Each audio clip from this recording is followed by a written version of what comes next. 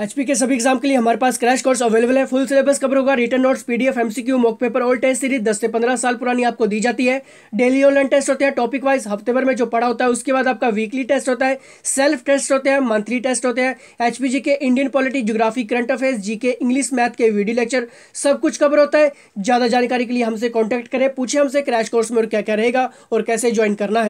Allied mock test का ये second part है। जिसने फर्स्ट लेक्चर अटेंड नहीं किया है कर ले, प्लेलिस्ट में अलाइड मॉक टेस्ट के नाम का फोल्डर बना हुआ है। फोकस करें भी लेक्चर के ऊपर। नमस्कार दोस्तों, मेरा नाम है विहान और आप देख रहे हैं एचपीजी का यूट्यूब चैनल। चलिए शुरू करते हैं। तो यहाँ पे पहला क्वेश्चन है, मछियाल झील प्रदेश के किस स्थान से संबंधित है? ऑप्शन आपके सामने है, चंबा, कांगड़ा, किन्नौर, लाहौल स्पीति। मॉक टेस्ट के रूप में लगाइए, सोचिए अपना आंसर। दोस्तों अगर हम यहाँ पे बात करें मछियाल झील की तो ये कांगड़ा के मुमता गांव से संबंधित है। आपको ये थोड़ा सा गांव भी क्लियर होना चाहिए, मुमता गांव, ठीक है। मछियाल झील लोगों की धार्मिक आस्था का केंद्र भी है। दोस्तों अगर हम यहाँ पे बात करें एग्जैक्ट लोकेशन की तो आपको ये एग्जैक्ट लोकेशन भी पता होनी चाहिए। नगरोटा भगवां से, जो कि कांगड़ा में है, नगरोटा भगवां से ये सिर्फ 2 किलोमीटर की दूरी पर ये मछियाल झील है। यहाँ पर कई छोटे बड़े मंदिर भी हैं, जैसे संतोषी माता मंदिर, बछिंद्र महादेव का मंदिर। इसके बारे में और भी थोड़ी सी बहुत बड़ी हिस्ट्री है दोस्तों, लेकिन वो इतना अभी आपको क्लियर होना चाहिए कि ये किस स्थान से संबंधित है। इतना मोटा मोटा भी आपको ये क्लियर होना चाहिए। नेक्स्ट क्वेश्चन के ऊपर चलेंगे, आगे देखते हैं किस टाइप के क्वेश्चन है। शिमला वनस्पति क्या है? इस बैंक में लगभग 15,514 किस्मों की वनस्पतियां एकत्रित की गई हैं। ये किसानों के लिए ऋण देने का काम करती है। ए और बी दोनों सही या फिर उपरोक्त सभी गलत।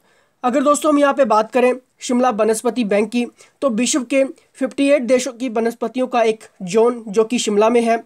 दोस्तों इस बैंक में लगभग 15,514 किस्मों की वनस्पतियां इकट्ठी की गई हैं। ये 50 से अधिक अनाजों जैसे कि दालें व फल देने वाले पौधों आदि की बहुत ही बड़ी एरिया में ये फैला हुआ है। काफ़ी बहुत बड़ा एरिया है दोस्तों ये। इस वनस्पति बैंक में एक कमरे में सीड बैंक है। इसमें 77 डिग्री टेम्परेचर और 35% ह्यूमिडिटी पर अनाजें जैसे कि दालें आदि के बीज पैकेट में रखे गए हैं। इस बैंक का दूसरा हिस्सा जो है वो फील्ड में है। यहाँ पर सीढ़ीदार खेतों में फल देने वाले जैसे कि पौधे बहुत ज़्यादा हैं, जैसे कि सेब, नाशपाती, खुमानी और आड़ू की यहाँ पे हज़ारों किस्में की फसलें हैं। तो इसका बिल्कुल सही आंसर होगा, इस बैंक में लगभग 15,514 किस्मों की वनस्पतियाँ एकत्रित की गई हैं। ऐसे क्वेश्चंस आपके एग्जाम में बन सकते हैं। आगे बात करेंगे, नखोर खंपा क्या है? दोस्तों अगर हम यहाँ पे बात करें नखोर खंपा की तो आपको थोड़ा सा यहाँ पे क्लियर होना चाहिए कि नखोर का मतलब क्या होता है। नखोर का मतलब होता है दोस्तों, नखोर का मतलब होता है तीर्थ यात्रा, ठीक है। जो तिब्बती खंपा होते हैं दोस्तों वो तीर्थ यात्रा के लिए जब भारत आते हैं और जगह जगह खानाबदोश के समान घूमते हैं तो उन्हें नखोर खंपा कहते हैं। इसलिए इसका बिल्कुल सही आंसर होगा खानाबदोश। आगे बात करेंगे, आगे देखते हैं किस टाइप के यहाँ पे क्वेश्चन इंक्लूड किए गए हैं। भूचन नृत्य की क्या खास विशेषताएं हैं? केवल भूचन जाति के लोग नाचते हैं। इसमें तलवार चलाने का करतब दर्शाया जाता है। यह पिन घाटी का नृत्य है। उपरोक्त सभी सही हैं। अगर हम यहाँ पे बात करें भूचन नृत्य की तो इसको केवल भूचन जाति के लोग ही नाचते हैं। इसमें तलवार चलाने का करतब दर्शाया जाता है और ये पिन घाटी का नृत्य है। तो इसलिए इसका बिल्कुल सही आंसर होगा दोस्तों, उपरोक्त सही। आगे बात करेंगे, आगे देखते हैं किस टाइप के क्वेश्चन हैं। चंबा के किस राजा के कार्यकाल में उसके नाम के साथ सिंह प्रत्यय जोड़ा जाने लगा? उदय सिंह, पृथ्वी सिंह, उमेद सिंह, प्रताप सिंह। इसका बिल्कुल सही आंसर होगा प्रताप सिंह। दोस्तों ये क्वेश्चंस बहुत बार रिपीट हो चुके हैं। आई होप आपकी तैयारी बहुत अच्छी चल रही होगी। नेक्स्ट क्वेश्चंस के ऊपर चलेंगे, आगे देखते हैं किस टाइप के क्वेश्चंस हैं। बेदराम ठाकुर के बारे में क्या सही है? काफ़ी मोस्ट इंपॉर्टेंट क्वेश्चंस है और काफ़ी हाईलाइटेड ये एग्जाम में कई बार क्वेश्चंस देखने को मिल जाता है। कुल्लू घाटी में सेब का बगीचा लगाने वाला प्रथम स्थानीय व्यक्ति, स्वतंत्रता संग्राम के नायक, बुटिको सोसाइटी व्यवसाय से संबंधित हिमाचल प्रदेश की संस्कृति और इतिहास के ऊपर कई पुस्तकों की रचना इन्होंने की है। दोस्तों ये सभी के सभी ऑप्शन रहेंगे गलत, लेकिन इसमें एक ऑप्शन बिल्कुल सही है, वो है बुटिको सोसाइटी व्यवसाय से संबंधित। अगर हम यहाँ पे बात करें बुटिको सोसाइटी की तो इसकी जो स्थापना है ये भी आपको क्लियर होनी चाहिए 1944। अगर आपको लगता है कि क्वेश्चन जो है वो गलत डिस्कस किए जा रहे हैं तो कमेंट बॉक्स में आप जरूर कमेंट कर दीजिए।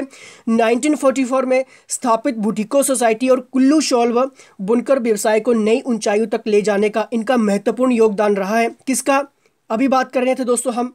बेदराम ठाकुर जी की।